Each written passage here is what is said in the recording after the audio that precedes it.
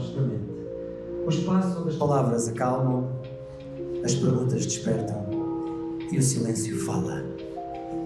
Convosco, Carla Correia e Nelson Oliveira. Esta é a voz da mente. A mente fala e a vida responde. Obrigada por estarem aqui connosco e bem-vindos à Voz da Mente. O espaço onde as palavras acalmam, as perguntas despertam e o silêncio fala. Aqui não trazemos verdades absolutas, trazemos consciência. Porque quando mudas a forma como ouves a tua mente, mudam as respostas, muda a tua vida. Eu sou o Nelson Oliveira. E eu sou a Carla Correia. E juntos damos voz àquilo que tantas vezes fica preso aqui dentro. Hoje, no Coração de Alcanena, trazemos um tema que toca a milhares de pessoas. A ansiedade. Porque quando a mente acelera, o nosso corpo fala. Nelson, por que motivo a ansiedade é considerada a doença da nossa geração? Olha, eu desde já, e porque estamos ao vivo, porque isto é uma gravação do programa que nós fazemos na rádio e desta vez fez-se ao vivo, não é? E nós tivemos aqui uma primeira mímica que é a representação natural de um estado de ansiedade, são os vários estados de emoções que nós vivemos. Não precisamos nos sentir bem ou estáveis para dizer que não sofremos de ansiedade. A ansiedade é, na realidade, um estado natural e presente na nossa vida, às vezes exagerado e exacerbado. Ele tornou-se um processo cada vez mais presente na nossa vida, porque hoje vivemos uma vida acelerada, uma vida em velocidade. Todos nós tiramos tempo de ter tempo para estar a ouvir este programa ou estar presentes neste lugar. Nós temos que tirar tempo ao nosso tempo. E esse tempo de viver acelerado é um processo já de uma resposta de uma ansiedade que nós temos presente. Na realidade, nós temos vindo a observar que o termo clínico de ansiedade tornou-se cada vez mais visto e em voga na nossa vida atual, e a Organização Mundial de Saúde é uma das entidades mais fortes que pode falar sobre esta situação e considera na atividade de saúde mental a ansiedade já um termo bastante presente, em voga. Já falamos de uma doença que se tornou aguda, presente e atual. Na nossa família temos presentes muitos níveis de ansiedade. Não digamos só temos leves, moderados ou elevados, ou diversos momentos da nossa vida que possamos estar a viver. Digamos que essa ansiedade se tornou uma palavra comum e presente naquilo que estamos a falar e a sentir. Esta é uma doença da nossa geração, mas com isso não podemos dizer que seja uma situação nova. Na realidade, é este estilo de vida moderno que nós temos e que estamos a viver, este excesso de informação ou acelerada informação, atualizações constantes, em que se não nos formos atualizados, começamos a ficar desatualizados da própria vida. Então, ou seja, mas a ansiedade, só para desmistificar um bocado, porque acho que tem uma conotação muito negativa. Portanto, a ansiedade faz parte da vida. Neste momento, o ritmo a que vivemos na sociedade é que faz com que percamos o controle da ansiedade e aí passa a doença. Será assim? Exatamente. Olha, António Damasio dizia uma coisa, que a ansiedade é como se fosse um fio condutor. Quanto mais a esticamos, ela quebra. E se ela quebra, entramos no estado patológico, não é? Então, a ansiedade é um termo de uma emoção presente na nossa vida e que por este excesso de situação recorrente que temos vindo a ter e a viver, nós temos vindo a exagerar ou exacerbar este estado emocional que temos vindo a ter. Mas a estatística também demonstra essa situação. O aumento da medicação tem vindo a exagerar. Antidepressivos, ansiolíticos e benzodiazepinas têm sido cada vez mais presentes. A estatística demonstra um consumo exagerado deste tipo de medicação que ultrapassa as outras doenças crónicas físicas. Yeah. Okay. Mais ou menos assim. Porque parece-me que hoje em dia as pessoas têm um bocadinho de medo ou receio de falar que sofrem de ansiedade por causa da conotação negativa que está muito associada à palavra em si. E, portanto, a ansiedade faz parte. Quando nós perdemos o controle dessa ansiedade, é que temos que estar alerta, é por aí. Exatamente. Essa perda de controle requer um reajuste interior, uma avaliação interior contínua sobre nós e também ouvir as pessoas à nossa volta. Como, por exemplo, estás muito impulsivo, andas muito reativo, já ninguém te atura. Não é? Esses são os tipos de feedback que nós recebemos à nossa volta, que não é uma doença de personalidade ou de feitio, mas é uma doença de emoção. Isto passa-nos aqui para a segunda pergunta, que teria a ver com a ansiedade é sempre negativa ou pode também ter um lado útil para cada um de nós? A ansiedade é como o fogo da nossa cozinha. Se for demasiado intenso, vai queimar. Então a ansiedade faz-nos despertar, viver para a vida. Mas quando não conseguimos controlar, nós não vamos cozinhar com o bico no máximo. Nós utilizamos o bico no máximo para dar gasura àquilo que estamos a cozinhar, mas depois vamos moderando consoante a situação que estamos a viver. A ansiedade é basicamente isso. Essa regulação interior é que faz com que a ansiedade seja positiva e não negativa. O lado útil da ansiedade é nós utilizarmos essa energia positiva que ela tem, mas de um ponto de vista regulado por nós, não com um pensamento acelerado criativo negativo, em que há sempre uma sugestão negativa sobre a situação. A nossa capacidade básica de nos adaptar a cada emoção ou situação é que faz com que ela seja positiva e não negativa. O problema nunca será nós sentirmos ansiedade. O problema é nos sentirmos reféns dessa ansiedade. Porque todos sentimos ansiedade. Todos sentimos ansiedade. Eu senti ansiedade hoje chegar aqui. Eu também. Ainda estou com ansiedade. O Bruno sentiu ansiedade porque nós não tínhamos eletricidade. E ele estava, como é que eu ponho isto tudo a funcionar? Então a ansiedade está presente. A Helena estava ansiosa por nós termos esta resolução desta situação. A própria dinâmica desta biblioteca estava ansiosa, que na ausência de eletricidade provavelmente as pessoas podiam não aderir. Mas o revés a seguir é que nós baixamos o bico do fogão, mas ele continua aceso, mas numa ansiedade presente. Eu estou aqui a falar, mas estou em ansiedade presente. Só que tem que estar regulada, porque senão eu tenho uma ausência de conseguir falar. Ou a minha voz irá mudar, a fisiologia irá mudar. Então eu tenho que regular essa situação. Mas a ansiedade faz... Porque a ansiedade diretamente influencia o nosso sistema nervoso, certo? Exatamente, ela dirige diretamente ao nosso sistema nervoso e podemos utilizar o conceito de liberdade. A ansiedade é um processo automatizado de darmos resposta a uma situação do ambiente onde estamos a viver. Já quando ela assume um descontrolo interior, ela tira-nos a liberdade de decidir controlar. Eu quero estar aqui a falar, mas eu não consigo. Eu queria estar numa performance top neste local, mas a minha ansiedade não me permite. Ou se formos para as escolas, os alunos que estudam freneticamente, mas quando vão para o teste de exame, eles perdem a memória. A memória a curto prazo, ela desaparece. Então, muitas das pessoas que sofrem de situações de perda de memória a curto prazo, não é? Como, por exemplo, as memórias do dia-a-dia, esqueci-me do nome daquela pessoa, esqueci-me do que eu ia buscar. Então, esse é um processo onde a ansiedade está presente e ela possa estar presente. Às vezes eu costumo falar a metáfora do castelo e da prisão. Então, todos nós construímos um castelo e o nosso castelo é feito com um estado de ansiedade. O castelo é o quê? É uma muralha com uma casa lá dentro, certo? Nós estamos protegidos. Saímos quando queremos, entramos quando queremos e quem entra somos nós que mandamos. Esse é o benefício do castelo. E uma prisão não tem a mesma arquitetura? Um grande muro com uma casa lá dentro. Exato. Então, o problema é a porta. A porta significa o filtro que nós temos com a vida. Quais são as emoções que eu estou a permitir entrar, mas não deixo que elas possam sair. Então eu posso me tornar seguro na minha ansiedade se eu for regulado. E isso é o meu castelo. Já se eu me tornar inseguro na minha ansiedade, eu estou a ver uma prisão. Eu não posso fazer nada nessa condição. Queria viajar, mas tenho medo de andar de avião. Queria falar em público, mas não consigo falar. Queria tirar um novo curso, mas tenho medo de estudar ou de falhar, ou tenho vergonha de falhar. Então perco o sentido de liberdade. Então esse termo de ela é sempre negativa, não. A ansiedade é sempre positiva. A regulação, a ausência da regulação é que se pode tornar negativa. Então é importante que as pessoas percebam que depende muito delas o controlarem a sua ansiedade.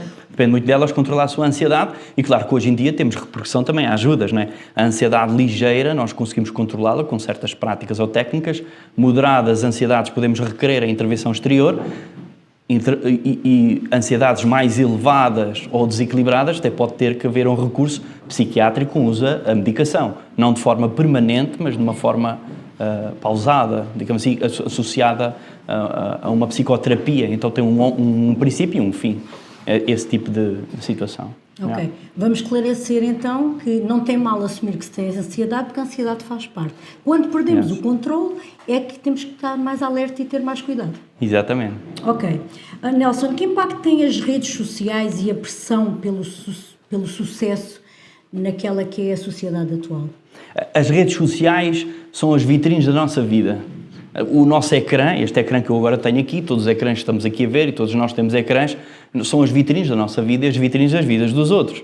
Somos lá que expomos as situações que estamos a viver. Então a rede social associou muito o palco da vida que nós queremos mostrar.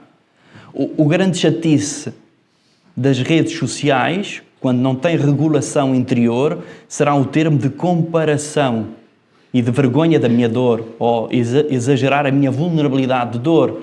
Na realidade, tu pões uma fotografia tua de estares num determinado sítio que eu adorava estar. E a comparação provoca ansiedade. E a comparação pode-me provocar um estado de tristeza, culpa, raiva, medo, que está dentro de um grande chavão, que é a ansiedade.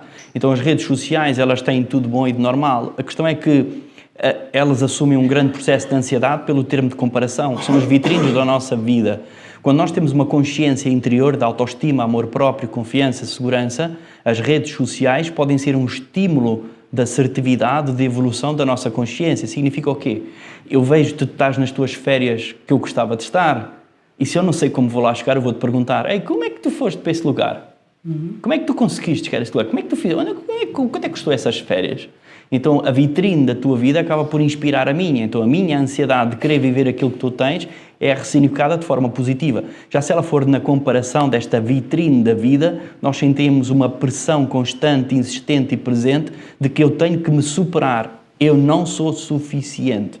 Só que a questão é que estas vitrines da vida são o palco da vida que a gente quer mostrar. E são poderosas a nível de impacto. E são poderosas. Porque repara, estamos a falar que tu estavas de férias, não é? O teu marido, não é? O Marco, que está ali, ele tirou-te 10 fotos e tu das 10 disseste que as 9 estavam mal. Só que só meteste aquela que querias mostrar. E umas ficaste com os olhos para lá para um lado, outras tiveste aqui. Isso são os bastidores, não é? Não parece. Exatamente. E nós só vimos aquela que tu estás top. Nós só vemos aquelas que tu estás boa. Só que nós temos de ter a consciência de que isso é a vitrine da vida. Eu mostro o que quero mostrar. Já para não dizer de que eu posso chegar ao pé de...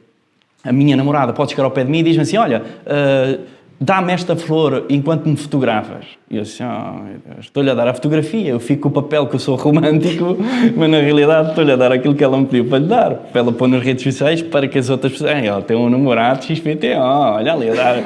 E vai comparar com o dela. Olha, vês o namorado dela a dar uma fotografia? A galinha da vizinha é sempre melhor. Yes. Ele está-lhe a dar uma flor, tu nunca me deste nada, mas quem comprou a flor foi ela. Então, as redes sociais podem ter este impacto, esta pressão neste estado de ansiedade, e eles assumem-se muito presentes. Mesmo em clínica é muito comum ouvir o discurso de que o meu marido sempre põe gostos nas minhas amigas e em mim não mete. Exato. O meu marido valoriza o post do amigo dele e eu estou farta de pôr aquilo, não valoriza.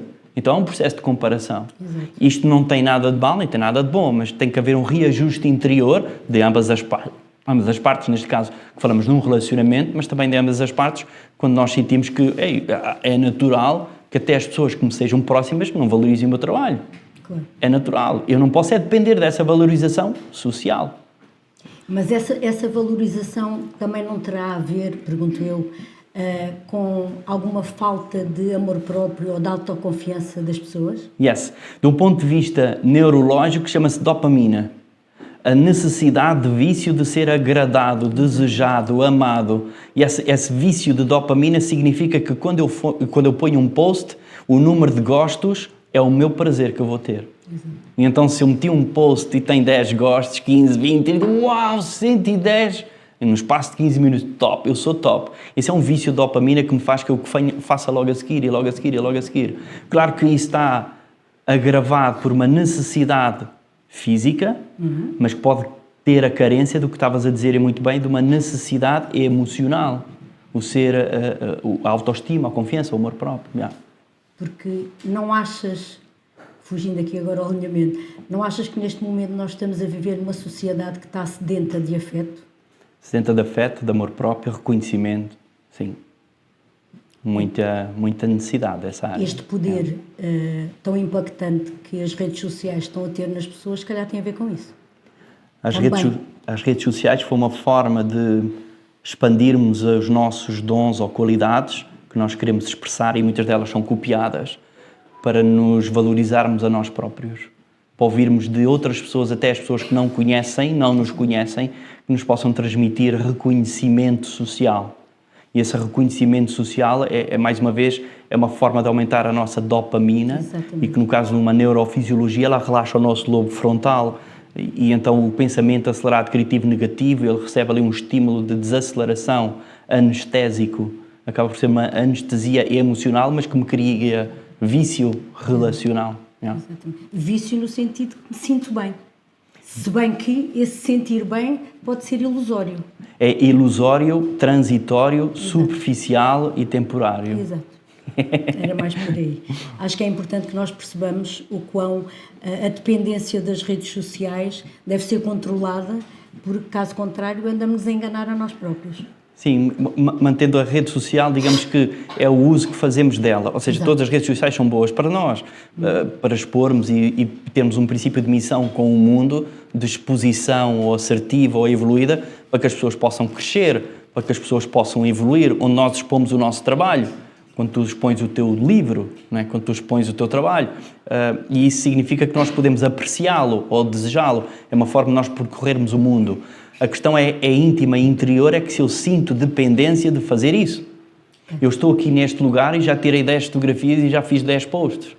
E estou à espera de gostos. E agora vou ali a um café e antes de beber o café já tirei uma fotografia, vou já postar. Eu vou-me sentar num restaurante e antes de tu tocares na sobremesa, deixa-me tirar uma fotografia que eu tenho que pôr já na internet. E quase que há uma necessidade de tudo o que eu faço tenho que expor à vida. E aguardar pela validação. Sim, exatamente. Eu posso desejar expor à vida, não tenho nenhum problema com isso, não é nenhuma crítica ou julgamento. A necessidade é a validação exterior ou a dependência dessa validação. Nelson, hoje o tema que trouxemos, falámos aqui que o corpo fala. Quando dizemos que o corpo fala, na prática, o que é que queremos dizer com isso? Olha, eu vou já responder essa situação.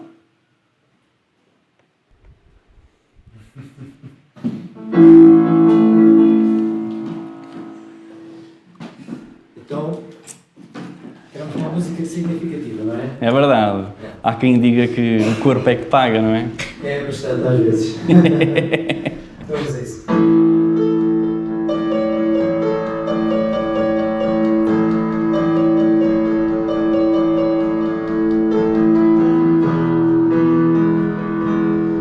Quando a cabeça não tem juízo, quando te esforças mais do que é preciso, o corpo é que paga.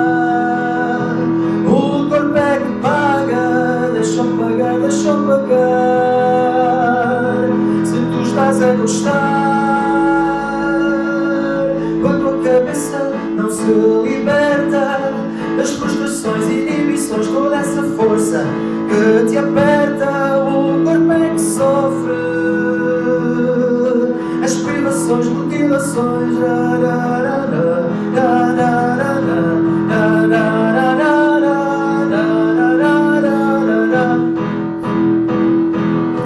Quando a cabeça está convencida que ela é a oitava maravilha, o corpo é que sofre. O corpo é que sofre. Deixa sofrer, deixa sofrer. Se isso te dá prazer.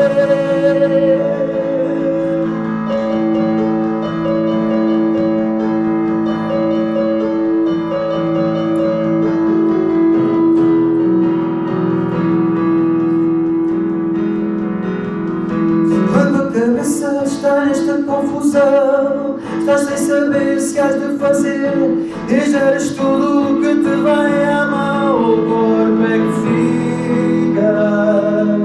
fica a cair sem resistir.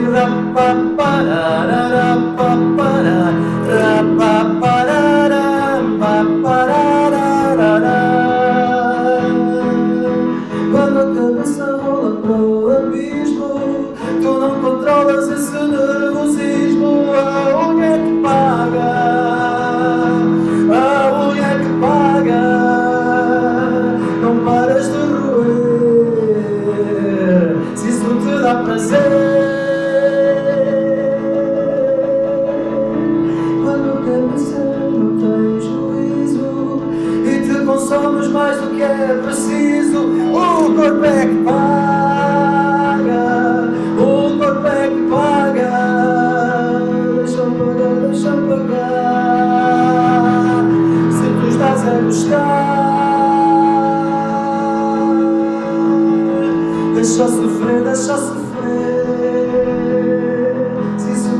prazer.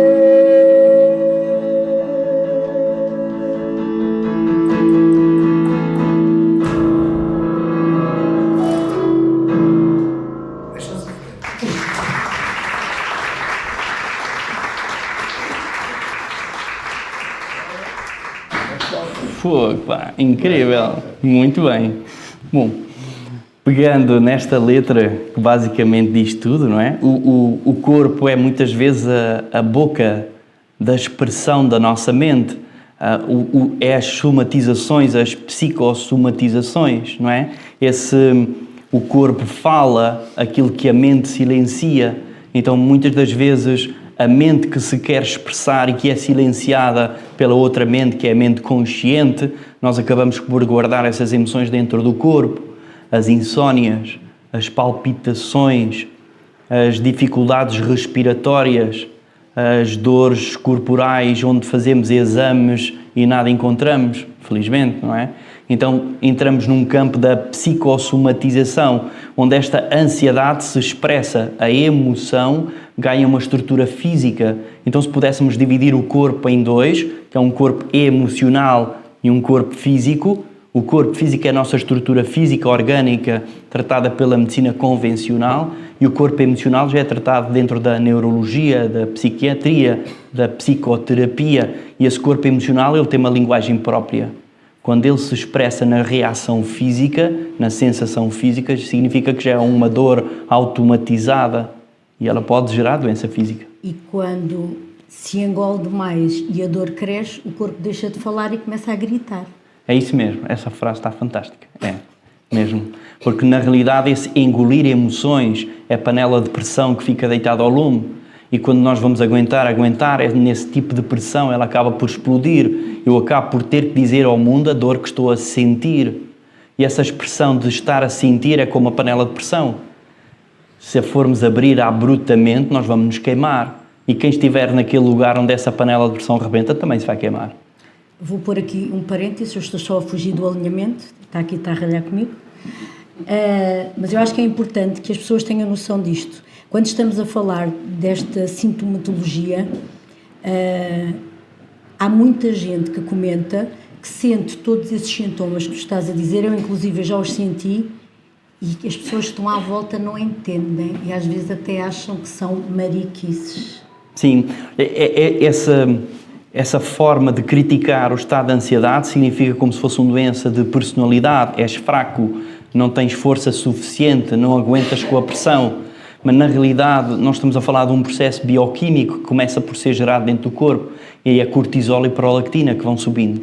O aumento dessa neuroquímica que vai subindo, ela tem que ser regulada por pensamentos, emoções, sentimentos e outras práticas de hábitos de vida que nós vamos inserindo. Quando a pessoa vive e sente essa reação permanente, ela é na realidade uma pessoa hipersensitiva, com estado emocional, não significa que ela é fraca, na realidade ela é muito superior. É muito mais evoluída do que o comum humano. Ela sente muito mais, vibra muito mais, é uma pessoa que tem muito mais intensidade. A questão é que este ambiente onde nós estamos a viver muitas vezes não está adaptado à pessoa que seja sensitiva, e o sensitivo vai carregando e pesando essas reações, comportamentos e emoções. Essa castração exterior social muitas vezes ela é dita e tida por pessoas que não têm consciência ou compreensão da sensação que estás a ter. E na realidade o teu corpo está a falar dentro de ti aquilo que tu não consegues dizer.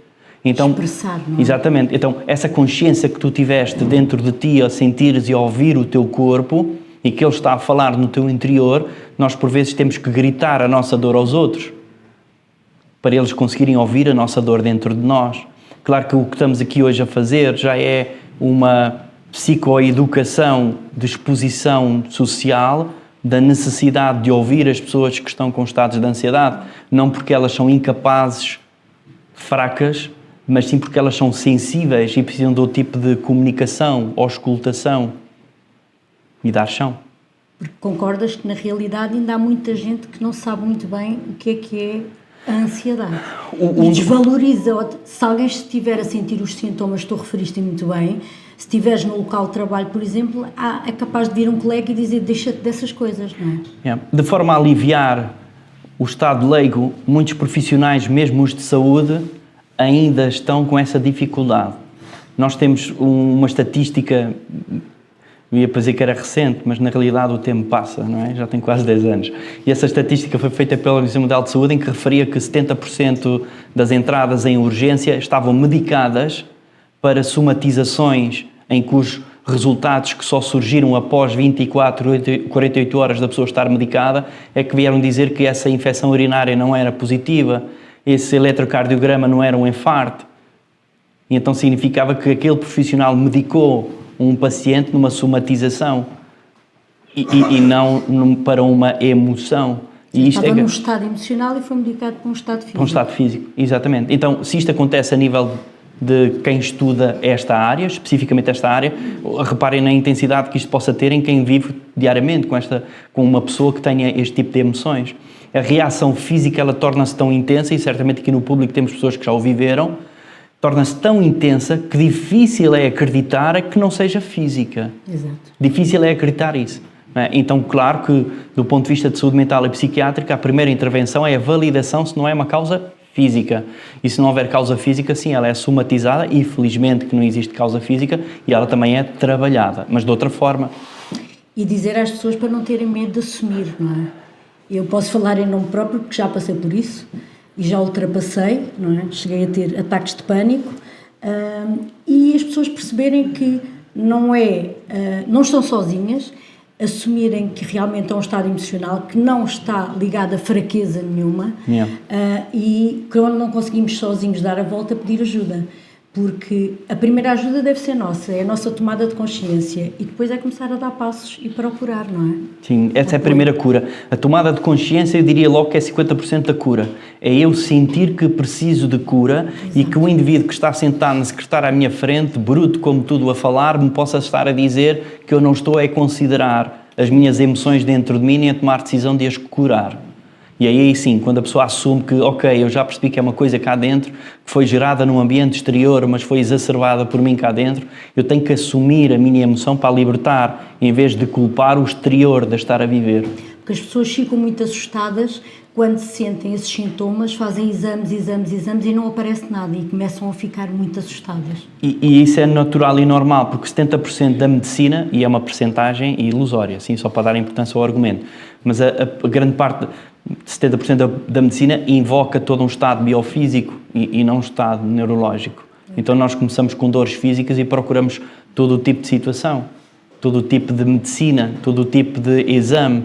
E se o exame não é congruente, fazemos outro, e fazemos outro, e fazemos outro. E muitas das vezes acabamos por encontrar aquilo que não queríamos saber. Exato. Porque quando é emocional não aparece nos exames.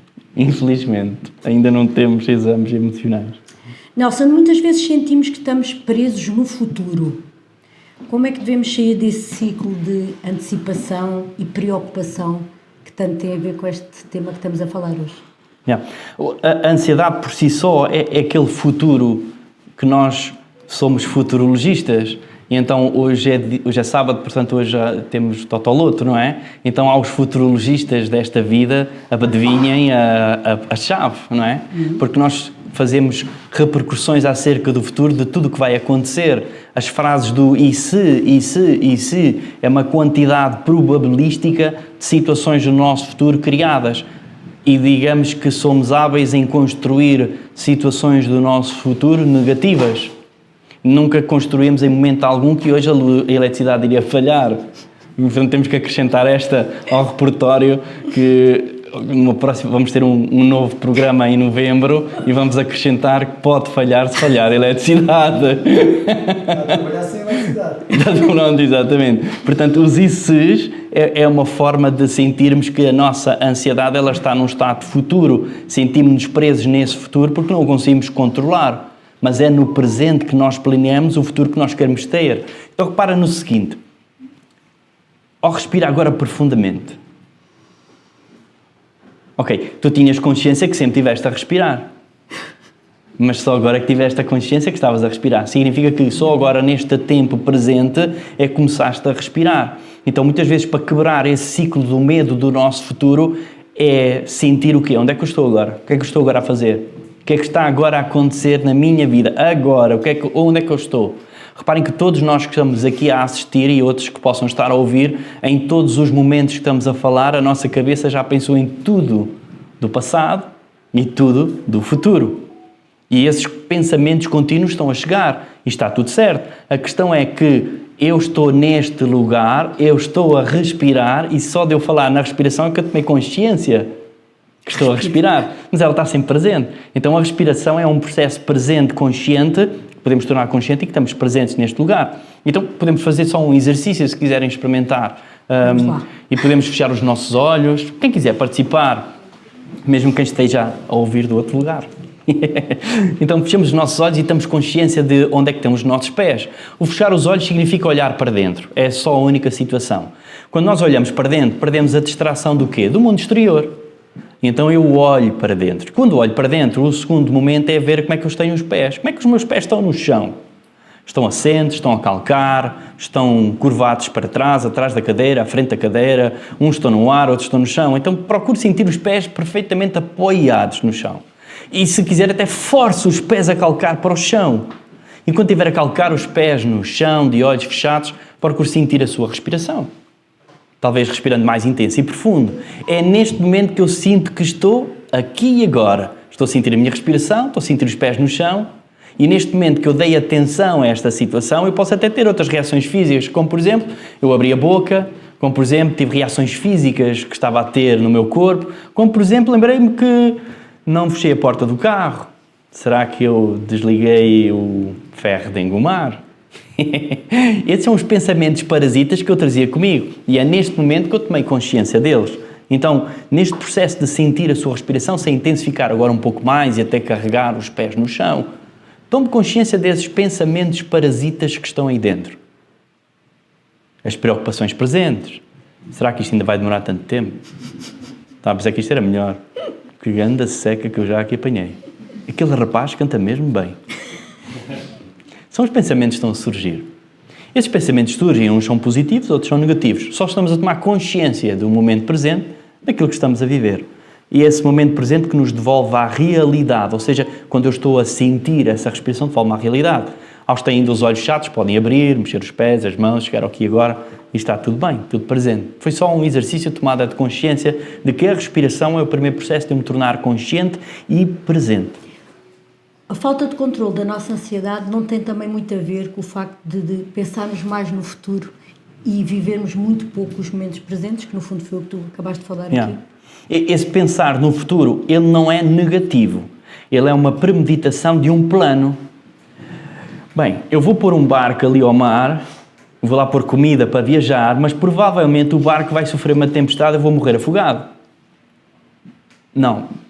Talvez o barco vá sofrer uma forte tempestade e eu vá morrer afogado. Talvez o barco vá entrar no mar e vá meter água e eu vou morrer afogado. E qual é a vontade que eu tenho já de entrar no mar? Então, mas que raio de plano é este que eu estou a fazer? Eu ainda não estou no mar e já estou a dizer que vou morrer afogado. Sim, morrer afogado vai acontecer, pode acontecer. Mas eu posso criar um plano do estado objetivo e positivo que eu queira ter. Então reparem no seguinte, se eu vou estar a gastar energia no plano do meu futuro para o que eu não quero ter, a mesma energia era gasta no sentido de um plano no meu futuro para o que eu quero ter. Claro que eu não estou a dizer nenhuma doutrinação que o pensamento positivo é um amém doutrinado e agora somos todos positivos, amém, e vamos para a frente. Não. A ansiedade é um estado presente e necessário. Porque se eu entrar no mar com o pensamento consciente, eu esqueci-me que devia levar água. E ela vai-me fazer falta. Esqueci-me de levar a comida, ela vai-me fazer falta. Então se eu planear que eu posso ter sede, não é um pensamento negativo, é um pensamento de plano, assertivo, construtivo e até positivo. É bom eu levar água. Mas não preciso levar 500 litros de água, só precisava levar 2 garrafas de 1,5 litro. O excesso também é a ansiedade. Então, a ansiedade é positiva, mas a futurologia que eu estou a fazer, eu tenho que ser assertivo e construtivo em verificar se ela me está a ajudar ou ela me está a prejudicar. Quantas vezes nós temos sonhos que queremos ter, mas não os pomos na rua com vergonha de falhar? Exato. Todos nós hoje pensámos anular isto. Não há luz? Não pensámos. Podíamos pensar. Mas podíamos ter pensado. Eu sou uma das pessoas que sempre que tinha um exame de escola e até na universidade pensava assim, e se hoje me desse uma dor de barriga? Eu punha uma baixa desta coisa, não ia fazer o exame. Mas todos. E até ria comigo, mesmo que raio de estupidez esta se hoje tivesse uma dor de barriga. Até que um dia essa dor de barriga pode mesmo chegar. Mas eu quero mesmo ir àquele exame.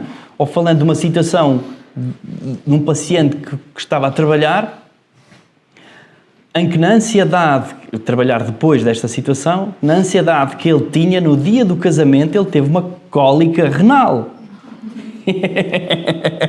Passou a manhã toda no hospital. Mas era uma somatização, não havia lá nenhuma cólica. São os tais sintomas. Exatamente. Físicos. Porque todas as outras vezes ele teve plano B. Exato. Ele via reuniões que ele arranjava alguém para ir por ele. Ele via exposições que ele arranjava alguém para fazer. Até viagens de negócio que ele arranjava que outra pessoa fosse representar. Mas no dia do casamento ninguém podia lá estar sem ser ele. Não adianta fugir da ansiedade, não é? Não adianta fugir da ansiedade. Dela, porque só vamos piorar. Sim, podemos ressignificá-la, evoluí-la, melhorá-la, ouvi-la dentro de nós o que é que ela me quer ensinar, a tal vulnerabilidade que possa ter que ser trabalhada. Yeah. Nelson, neste momento, estava aqui a pensar, tendo sido eu muito vítima de extremos tensões de ansiedade, e hoje quando aqui cheguei vinha com ansiedade também, não tem nada a ver com a ansiedade de antigamente, mas o que mais nos facilita ultrapassá-la é nós termos a nossa mente ocupada. A falta de luz distraiu-me. O micro não estar a dar foi-me distraindo. Se nós ocuparmos a nossa mente, também podemos aliviar o nosso estado de ansiedade? Sim e não. Ok, então explica lá. O sim significa que o meu ocupar-me num processo construtivo liberta-me estados de ansiedade. Eu acabo por silenciar a minha ansiedade, que ela não fica em stand-by, ela fica no bastidor do palco da minha vida. Ela está lá atrás, mas ela está presente. E eu estou-me a ocupar. E esta ocupação é preocupante em duas áreas da nossa vida. Profissional. Eu torno-me perfeccionista em tudo o que eu faço. Dedico-me à minha área profissional obsessivamente, compulsivamente. O horário é de 8 horas, mas eu ficava lá bem 10, 12. E é muito comum até ouvir as pessoas a dizer assim que ainda bem que eu estou a trabalhar, ainda bem que esta semana foi bastante intensa, que me fez esquecer aquele problema. Então silencio a minha mente através de uma ocupação exagerada de uma área da minha vida que eu possa ter presente. A outra área é a relacional. Os relacionamentos merecem um pouco mais de atenção da minha parte, e eu não estou a dizer que é uma atenção positiva. Às vezes pode ser até uma atenção negativa. Embirro com tudo. Estou impulsiva, reativa. Sou controladora da vida dos meus filhos. Sou controladora da vida da minha mulher, do meu marido. Então é como se nessas duas áreas eu sou excessivamente ocupado, porque nos bastidores tem lá uma voz falante sempre-me a gritar dores. Agora sim, não foi? Foi. Agora vamos à outra parte. Eu posso me tornar ocupado. Se eu desenvolver áreas da minha vida que me deem prazer e os outros possam usufruir. Arroz doce. Arroz doce. Arroz doce é vida. Então, eu posso decidir se eu amo arroz doce. Se eu estiveste bem. Ainda hoje fiz um post do arroz doce e estava a dizer assim, isto não é sobre arroz doce. Uma marca de arroz doce. Ora bem, então eu gosto muito de arroz doce. Muito. E então eu decidi começar a fazer arroz doce. E decidi tanto fazer arroz doce que as pessoas que gostam de fazer arroz doce, quando vêm comer arroz doce, comem o melhor arroz doce de sempre.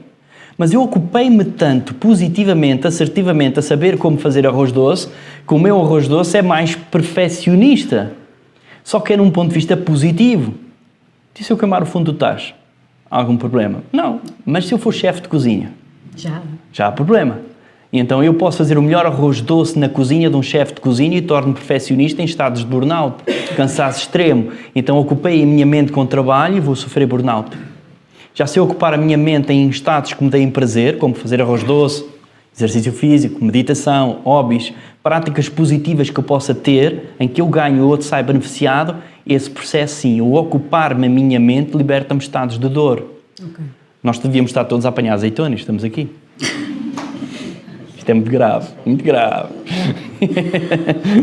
Nelson, então vamos desmistificar aqui o bicho mau da ansiedade e encará-lo como não sendo nossa inimiga. Ok?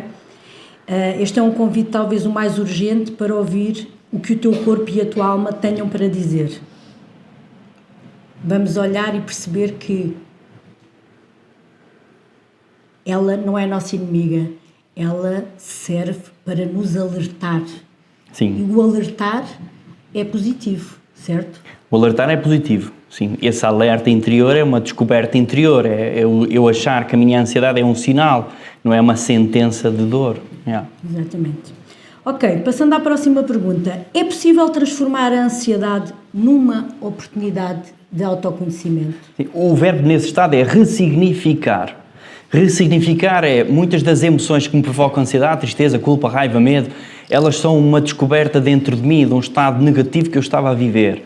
A descoberta é eu encontrar na ansiedade, que é um sinal, não uma sentença de uma dor, mas um processo de construir uma resolução interior. Quando nós nos vamos dispor a ouvir a nossa dor, a ouvir a nossa somatização, nós podemos reconstruir. Então, a ansiedade será sempre um processo de autoconhecimento, de evolução e desenvolvimento pessoal. O autoconhecimento, infelizmente, é uma carência que existe muito nas pessoas. As pessoas conhecem-se muito pouco elas próprias.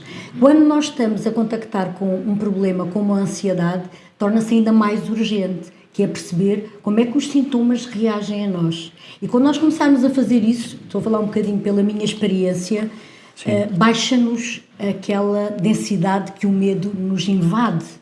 A ansiedade traz-nos um medo aterrador. Sim. Mas a partir do momento que nós nos conhecemos e temos a capacidade de analisar como é que a ansiedade se manifesta no nosso corpo, começa a aliviar essa emoção do medo, certo? Certo. Foi o que eu senti comigo. E quando tu tomas consciência dessa emoção dentro de ti, deste-lhe uma palavra muito boa porque é o medo, ansiedade e medo estão intimamente ligadas. Em alguns países a tradução da ansiedade é doença do medo, chama-se mesmo doença do medo. E então esse processo de medo que estamos a ter significa eu aprender. Tu hoje não tens medo de bicho-papão. Não. Nem do velho do saco. Não. Mas já podes ter tido. Claro. E ressignificaste esse processo dentro de ti, ilusório da tua mente, que te desenvolveu estados de medo. Mas tens outros medos dentro de ti que outras pessoas não têm. Então essa ressignificação interior que irás aprender, ela começa por um reconhecimento que eu não consigo lidar com a situação, e o meu autoconhecimento tem a ver com outro chavão que se chama desenvolvimento pessoal. Exato. E esse desenvolvimento pessoal que está dentro de um coeficiente de aumento da minha inteligência emocional. Sim. E esse aumento de inteligência emocional vai-me fazer olhar para as minhas dores interiores, ressignificá-las no autoconhecimento para superar a minha dor. E então essa descoberta que tu tiveste, descobriste, ok, eu já vi que tenho medos. Aí 50% está curado, tu assumiste que tens medos. A pergunta seguinte é, quem é o gajo que já não tem medo disto? Exato. Ele sabe a cura. Exato. E se ele não souber, vai procurar um terapeuta que me possa ajudar a descobrir essa cura. E ele vai te dizer assim, olha, estas pessoas tinham medo e também já se trataram. E então, o que é que elas fizeram? Começaram por fazer isto e isto e isto. Ok, vou ver se isso me dá alteração na minha vida. Então, quando eu começo a fazer essas mudanças dentro de mim, eu começo a descobrir a cura do meu medo. Só e apenas reconhecer o medo, só isso não basta, mas é 50% da cura. Porque o medo não tem que ter uma conotação negativa, porque o medo é uma emoção também de alerta, certo? Exatamente, como todas as outras. Só que, mais uma vez, o bico do fogão, ele acende. Exato. Agora temos que reduzir. Graças a eu ter medo de apanhar multas, eu vim dentro da velocidade para aqui. Graças a eu ter medo de apanhar multas, se calhar se me sentar a jantar já não vou pôr 2 ou 3 copos. Bebo um copo de água. Então o medo regula os meus hábitos ou rotinas. Não é? Tal como eu tenho medo de chumbar, então eu vou ter que estudar. Exato. Eu tenho medo de ter uma doença, então vou ter hábitos de saúde. Só que se eu estiver sempre a regularizar, eu tenho que ter hábitos de saúde, senão eu vou morrer, então o meu medo já foi o bico do fogão que acendeu demasiado. Não seria importante aqui deixar uma mensagem às pessoas de que o dedicarem-se mais a si, a conhecerem-se a si próprias, falando de autoconhecimento, olhando mais para dentro e identificando os sintomas que a ansiedade vai tendo a nível físico, vai ajudá-las imenso a conseguirem começar a dar os seus primeiros passos de cura? Sim. Esse processo que estás agora a falar, ele devia de ser ensinado já nas escolas. Nós todos devíamos ter uma cadeira desde da escola primária que se chamava Desenvolvimento Pessoal. Exato. E aumento da inteligência emocional. E houve alguém que fez uma tese de mestrado em 2010, troca o passo, que falou sobre a inteligência emocional a primeira vez. E ele foi criticado e julgado por tudo que foi universidade. E hoje em dia nós falamos de inteligência emocional como se fosse banal. Mas na realidade devíamos colocá-la na nossa escola desde o primeiro momento. Esses coeficientes de inteligência emocional fazem parte da nossa descoberta da nossa emoção, da nossa dor. Quando nós decidimos ser pais, devemos ter um acompanhamento de inteligência emocional para desenvolver parentalidade. Também quando os nossos filhos entram na escola, devem ter um coeficiente emocional para saber lidar com a ausência dos pais ou com a autoridade dos professores. Esse tipo de situação. Então, sim, o desenvolvimento pessoal devia ser um coeficiente de desenvolvimento para o resto da nossa vida. Que nós nunca entrássemos num ano 2026 de janeiro sem ter feito um desenvolvimento pessoal. Isto que estamos aqui a fazer já é um desenvolvimento pessoal. Já é todas as pessoas que dignaram a ouvir, a estar presentes, estão a investir no seu tempo de estar a fazer um desenvolvimento pessoal. Certamente irão sair daqui, nem que seja 1%, um pouco melhor do que antes. Não é? Exatamente. Yeah. Hoje aqui nesta gravação ao vivo, nesta biblioteca da Alcanena, com um público maravilhoso, aposto que todos estão ansiosos para que tu, afinal, digas alguns passos concretos que cada pessoa pode começar a dar a partir deste momento. Yeah. Ou seja, vamos tornar a coisa na prática, né? Isto só de falar aqui é como comprar um livro e a FNAC está cheia deles e a Vorten também. Exato. Portanto, eu leio também desses livros e é assim mais do mesmo. Portanto, a autoconsciência, que era aquilo que estavas a dizer ainda há pouco, é o primeiro passo. É eu ter consciência de quais são as minhas vulnerabilidades, cada um sabe das suas. Tristeza, culpa, raiva, medo, quais são as dificuldades que eu tenho em lidar com as situações da minha vida. Essa autoconsciência eu vou escrever. Se eu não as consigo encontrar e só tenho dentro de mim o medo, a tristeza, a culpa, a raiva, eu tenho que me sentar numa cadeira de frente para um terapeuta e ele vai-me ler. Vai-me ler quais são as minhas dificuldades, quais são os meus padrões. E esse é um primeiro passo que se chama autoconsciência. Eu saber o que é que eu preciso ter ou desenvolver. Ok, está feito, 50% já está tratado. E toda a gente perceber, peço desculpa, Não. que todos nós temos fragilidades. Não há Todos nós aqui super-homens nem super-mulheres. Todos Exatamente. temos fragilidades. Fragilidades, e vamos substituir frágil por vulnerável. Ok. Vulnerabilidade. Exato. Porque a vulnerabilidade é um termo mais completo que me vai dizer o quê? Eu sofro de fraquezas, fragilidades e vou transformá-las em vulnerabilidades. Exato. Situações da minha vida que são normais e naturais, que eu agora estou em consciência e eu preciso as libertar. Então vamos a ações, porque só de marcar uma consulta e eu receber uma leitura é o mesmo que eu fazer umas análises ao colesterol, mas eu não mudo a minha dieta. Exato. Então o que é que isso interessa, o resultado do colesterol? Tenho colesterol alto, pá. E o que é que mudaste a tua vida? Nada, mas pelo menos já sei que tenho. Não serve de nada. Ok, autoconsciência, ok, está perfeito. Agora vamos aos estilos de vida saudáveis. Estilos de vida saudáveis. Plano de ação, não é? Tomada de consciência, depois plano de ação. Plano de ação, isso, é o segundo termo. Plano de ação, que é tomarmos consciência de quais são os hábitos saudáveis que eu preciso de ter. E então aqui falamos o deitar cedo, cedo erguer, isto é antigo, não é? E esse deitar cedo, cedo erguer, ele é ótimo para regular as nossas emoções. E exercício físico, a prática física é básica. Hoje em dia toda a gente sabe que quem não faz exercício físico tem um estilo de vida mais atrapalhado. Pode ter doenças metabólicas, como a diabetes ou outras cardíacas, por aí fora. Ok, então falámos em deitar cedo, cedo erguer, exercício físico, a alimentação saudável. A alimentação está intimamente ligada à regulação emocional. As carências físicas que eu possa ter desregulam a minha emoção. A vitamina D está agora na barra que toda a gente tem carência de vitamina D. Então toda a gente anda a tomar vitamina D. Está porreiro. Magnésio também. Iodo também. E por aí fora, por aí fora, por fora. Então, tomarmos um suplemento vitamínico pode fazer muita diferença. As nossas plantas lá de casa levam um fortalecimento vitamínico. Quando o nosso cabelo começa a cair, leva um fortalecimento vitamínico. O nosso cão, o nosso gato, se estiver muito agitado, o que é que a gente lhe dá? Um fortalecimento vitamínico. Mas eu não preciso de nenhum fortalecimento vitamínico. A comida é suficiente. Claro que a comida devia ser suficiente, mas a nutrição... Comida saudável. Comida saudável, sim. Mas deveria de ser. Mas as maçãs que a gente hoje come já foram apanhadas há um ano e congeladas.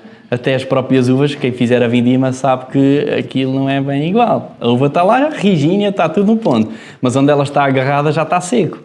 Quem for fazer uma vindima não está seco, está verdinho. Não é? Então alguma coisa aconteceu ali. Então muitas vezes a nossa nutrição ela tem déficits. Então falámos em deitar cedo, cedo erguer, exercício físico, o movimento e a alimentação equilibrada. A alimentação equilibrada, se ela for rica em proteína, ela é eficaz. Mais uma vez, o nosso cérebro, ele funciona com aminoácidos.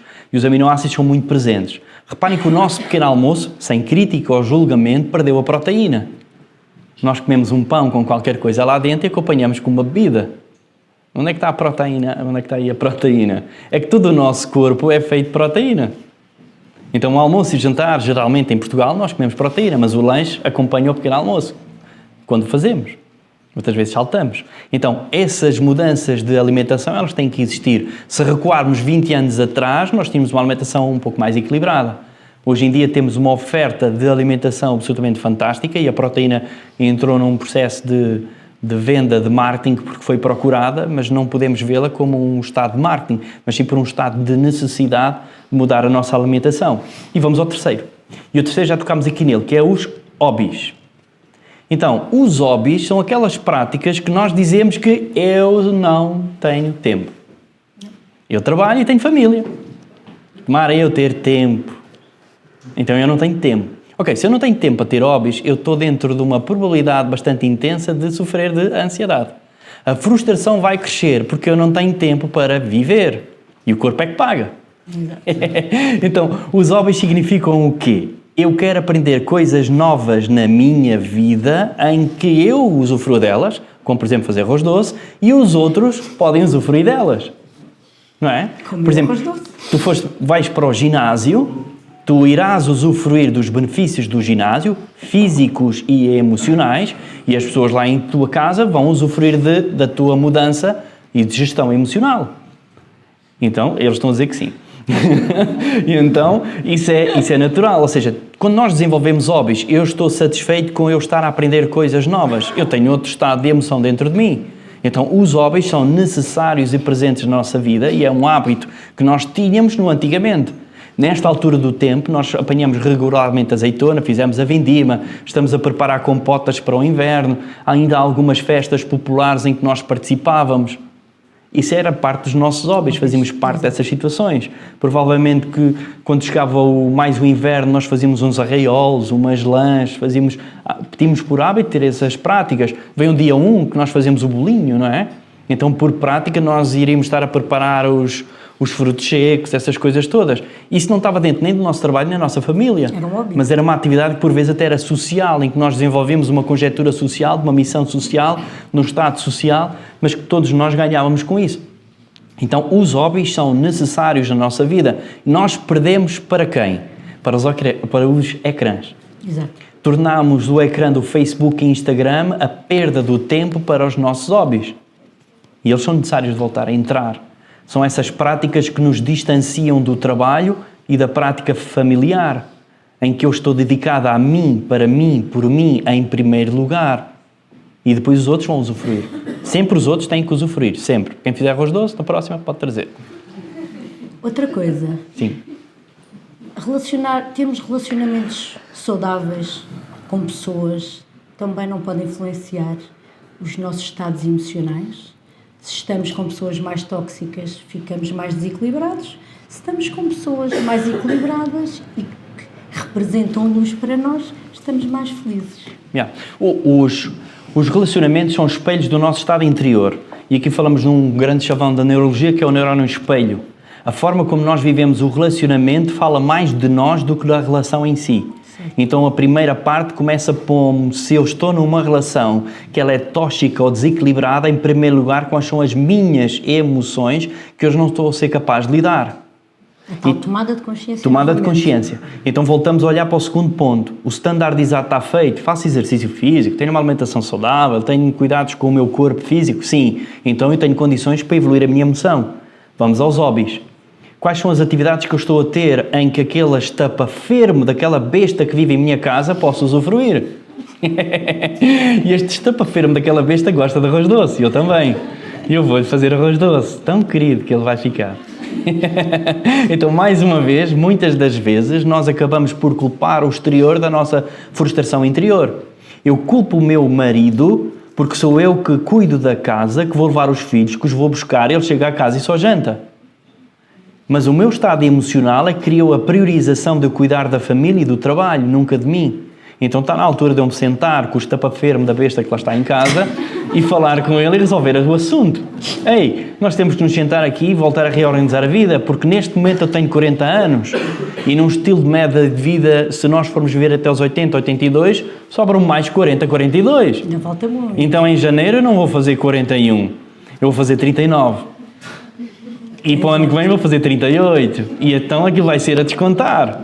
Então quem tiver mais de 40 anos, começa a pôr as velas de quantos anos faltam. Porque essa é a primeira tomada de consciência de que eu não tenho tempo para. Eu vou a um lar de idosos e toda a gente tem tempo. Mas ninguém faz nada. Então já foi tempo de fazer.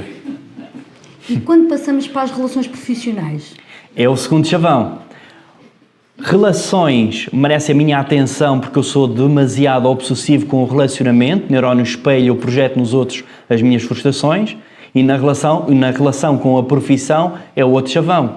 Eu projeto na profissão a minha obrigação, o meu dever, o meu estado exagerado em que eu tenho que ser perfeccionista para me dedicar ao exterior. A primeira rejeição é que eu dediquei-me tanto ao meu trabalho e recebi uma caneta de prémio no Natal e um calendário 2026. Ai, um bolo rei! Bolo rei! Exatamente. Sem brinde e sem fava. Exatamente, porque agora podemos se engasgar. Então, se esse foi o ganho que eu tive, eu para o ano já vou ver como é que vai ser. Agora tenho direito a 5 dias de baixa, já vais levar ali que vais ver. Já foste. Então, eu vou culpabilizar o meu trabalho pela minha frustração interior.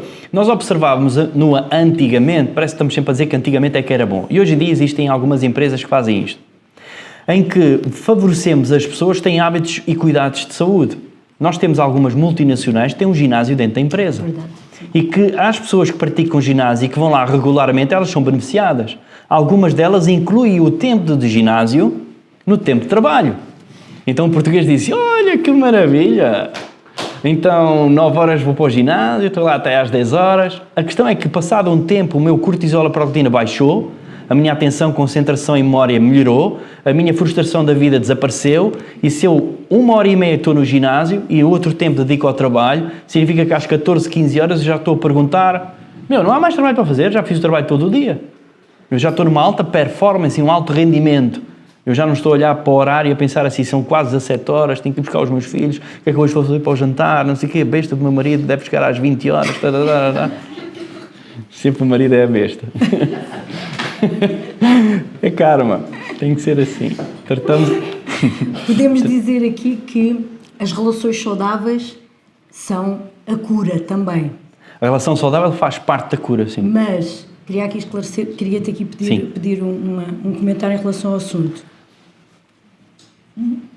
Para conseguirmos ter relações saudáveis, também é importante que voltamos a olhar para nós, porque nós temos muita mania de olhar para o outro e de apontar o dedo. Sim. Eu acho que nós precisamos muito de virar o dedo para nós. Às Boa. vezes é mais fácil fazer assim do que assim, mas temos que começar a fazer aqui. Sim. Parte de nós também, a nossa tomada de consciência, o assumir a nossa cota de responsabilidade, a humildade de percebermos qual é a nossa cota de responsabilidade também para conseguirmos ter relações saudáveis. Nós não podemos querer relações saudáveis e encontrar pessoas porreiras que têm paciência para nos aturar, que nos perdoam tudo e é tudo uma maravilha. É importante que as pessoas parem para pensar que relações têm que haver duas pessoas. E se nós partirmos na humildade de assumirmos a nossa cota de responsabilidade para que consigamos ter uma relação saudável, não torna o processo mais simples? É esse mesmo, essa tomada de consciência de que o processo de criação começa sempre por mim, a relação acaba por ser projeção do meu estado emocional. Então sim, claro, tudo o que disseste é uma tomada de consciência, mas vou-te dizer que é a mais difícil tomada. Isto porquê? Porque muitas vezes nós culpabilizamos a pessoa que amamos por todas as nossas frustrações interiores. Nós não assumimos a nossa dor como nossa causa. Mesmo muitas das coisas que eu disse aqui ainda há pouco, muitas pessoas vão dizer, é isso mesmo, aquela besta lá em casa não faz nada. Mas na realidade aquela besta foi ensinada a não há nada a fazer. Porque na realidade eu projetei que eu tinha o dever, eu tinha que cuidar, eu tinha que fazer. Talvez o meu pai e a minha mãe me ensinassem a ser desta forma. Então quando eu tiver a minha tomada de consciência de amor próprio e começar-me a satisfazer, eu deixo culpabilizar o exterior, mas sim ressignificar o meu interior e melhorar a minha relação. Porque a nossa tendência é sempre, quando acontece alguma coisa, andamos com a cabeça à volta para ver onde é que está o culpado e não assumimos a nossa responsabilidade, que é o que é que eu posso fazer diferente da próxima vez para que eu não volte a fazer a mesma coisa. Sim. A tendência é logo ir à procura de quem é que foi o culpado. Essa tendência de culpabilizar o exterior é uma autodefesa interior. que nos abafa a nossa dor. Mais uma vez, quando estou em cima do palco da vida e eu culpo o público por não gostar do meu espetáculo, eu nunca reconheço que foi no bastidor que eu não trabalhei o espetáculo. Exato. Então eu culpabilizo que o exterior, o público não estava suficiente bom para aquilo que eu iria fazer. Se o público é o meu filho, o meu marido, a minha mulher, o meu pai e a minha mãe, significa que eu nunca estou a dar atenção ao meu bastidor. Mas nem sempre é fácil, porque nos tornou muito fácil utilizar esta desculpa interior, que eu estou todo bem dentro de mim, o outro é que não entende a minha dor. Então eu culpo o exterior, que é uma ação reflexa de defesa interior da minha frustração, que eu não estou a conseguir dar a resposta. Portanto, tomando essa consciência, é meio caminho andado para se tratar e curar, mas é difícil de o fazer. Mas é bom que fique aqui no ar, não é? É bom que fique aqui no Nem ar. que seja para pensarmos nisso. Exato. Nem que seja para pensarmos... Toda a besta é inocente. Não, eu acho que é importante porque as coisas difíceis também têm que ser encaradas, não é? E eu acho que é muito importante nós percebermos que ter a humildade, dar o primeiro passo e reconhecer a nossa cota de responsabilidade pode nos ajudar imenso a conseguirmos encontrar mais facilmente a solução, do que colocar a culpa toda no outro, que é aquilo que nós tendencialmente fazemos. Yeah. É isso mesmo. Vamos a mais um momento aqui com o nosso barulho. Já estão cansados de nos ouvir, não é? Então, Nelson, vou aqui abreviar naquilo que eu trago aqui de proposta musical e tenho aqui uma música que eu costumo tocar muitas vezes porque eu acho que tem aqui tem aqui dois versos que são essenciais para toda esta conversa que estamos a ter. Alguns lá para trás o Jorge Palma escreveu qualquer coisa como: a dependência é uma besta que dá cabo do desejo, inclusive o desejo pela vida, o desejo por estarmos bem. E a liberdade é uma maluca que sabe quanto vale um beijo. É esta poesia que também está envolvida um bocadinho neste caminho que nós temos que fazer. E, portanto, tira a mão do queixo, não penses mais nisso. O que lá vai já deu o que tinha a dar. Quem ganhou, ganhou e usou-se disso. Quem perdeu há de ter mais cartas para dar. E enquanto alguns fazem figura, outros sucumbem à batota. Chega aonde tu quiseres, mas goza bem a tua roda. Enquanto houver estrada para andar, a gente vai continuar. Enquanto houver estrada para andar. Enquanto houver ventos e mar, a gente não vai parar. Enquanto houver ventos e mar, todos nós pagamos por tudo que usamos. O sistema é antigo e não poupa ninguém, não. Somos todos escravos do que precisamos. Reduz as necessidades se queres passar bem. Que a dependência é uma besta que dá cabo do desejo. E a liberdade é uma maluca, sabe quanto vale um beijo. Enquanto houver estrada para andar, a gente vai continuar. Enquanto houver estrada para andar. Enquanto houver ventos e mar, a gente não vai parar. Enquanto houver ventos e mar. Enquanto houver estrada para andar, a gente vai continuar. Enquanto houver estrada para andar. Enquanto houver ventos e mar, a gente não vai parar. Enquanto houver quero ventos e mar.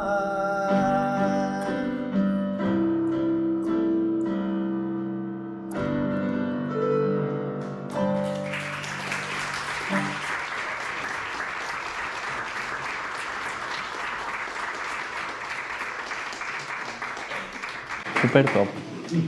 Quero agora partilhar aqui convosco uma reflexão final sobre tudo o que falámos aqui. Eu sei que gostariam de ficar aqui até amanhã connosco, mas não dá, não temos hipótese, não há agenda. De maneira que vou deixar aqui uma reflexão sobre toda esta conversa que tivemos durante esta hora e meia, mais ou menos. Cada pensamento que nasce em nós é uma semente que o corpo sente. E hoje, mais do que compreender a ansiedade, aprendemos a ouvi-la. Percebemos que ela não é o inimigo, ela é o mensageiro. Mostra-nos o ritmo da mente, o peso do silêncio e o desejo profundo de reencontrar o nosso equilíbrio. Este foi um encontro entre ciência e alma, entre palavras e emoções, entre a mente e o corpo. E talvez seja este o propósito da Voz da Mente, ajudar-nos a transformar o nosso ruído interior em consciência e em inquietação, em caminho. Obrigada por sentirem connosco, por estarem presentes e por darem voz à vossa própria mente.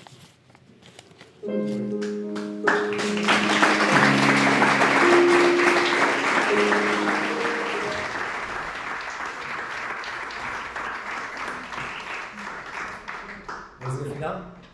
Não queres ir falar das nossas plataformas? É a seguir. Ok. Então pronto. É a seguir a ti. É a seguir a mim. Neste caso agora a música é o melhor de mim, que é o melhor de nós todos.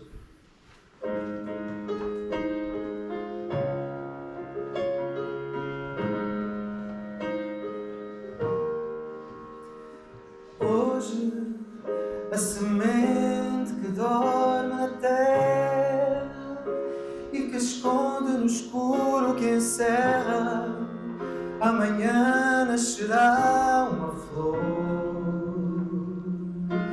Ainda que a esperança da luz seja escassa, a chuva que molha e passa vai trazer numa gota o amor. Também eu estou à espera da luz. Deixo-me aqui onde a sombra seduz. Também eu estou à espera de mim. Algo me diz que a tormenta passará. É preciso perder para depois ganhar, e mesmo sem ver, acreditar. É a vida que segue e não espera pela gente. Cada passo que damos em frente, caminhando sem medo de errar. Creio que a noite sempre se tornará dia, e o brilho que o sol irradia de ser me iluminar. Quebro as algemas deste meu lamento, se renasço a cada momento, meu destino na vida é maior. Também eu vou em busca da luz. Saio daqui onde a sombra seduz. Também eu vou à espera de mim. Algo me diz que a tormenta passará. É preciso perder para depois se ganhar, e mesmo sem ver, acreditar. É a vida que segue e não espera pela gente. Cada passo que damos em frente, caminhando sem medo de errar. Creio que a noite sempre se tornará dia, e o brilho que o sol irradia há de sempre me iluminar. Sei que o melhor de mim está para chegar. Sei que o melhor de mim está por chegar. Sei que o melhor de mim está para chegar.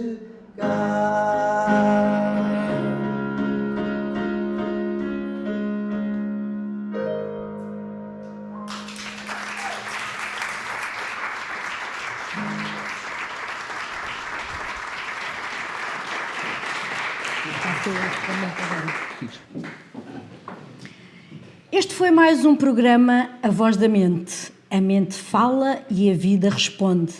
Que saibas escutá-la antes que ela te grite.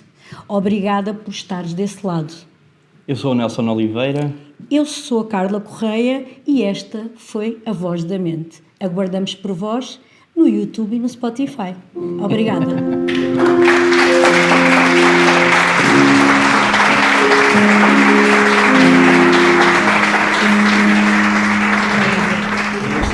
Ora bem, aproveitando o momento dos ilustres, se quiser subscrever o nosso canal, onde podem encontrar muitos dos nossos programas, é só apontar para aqui o telefone e podem pôr isto diretamente nas vossas redes sociais. Se subscreverem, nós agradecemos, porque assim ganhamos mais força no canal. Se quiserem só apontar a vossa câmera e conseguem tirar. Queres pôr depois o próximo slide? Espera aí, que se calhar ainda está ali pessoas a tirar. Depois, se for necessário, também a gente volta a colocar. É @ a voz do. A Voz da Mente. Então, se curtes, no YouTube é fácil. No Spotify também é só. A voz do. Agora apresentando aqui os ilustres. E então temos a nossa Carla Correia, a nossa coach, comunicadora e formadora. Uma salva de palmas para ela. Obrigada.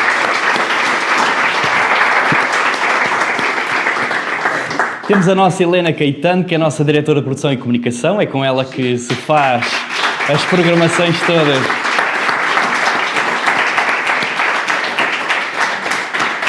Temos o nosso ilustre Bruno Oliveira, dos conteúdos digitais e o cantadeiro cá da terra. E eu sou o Nelson Oliveira. Muito obrigado.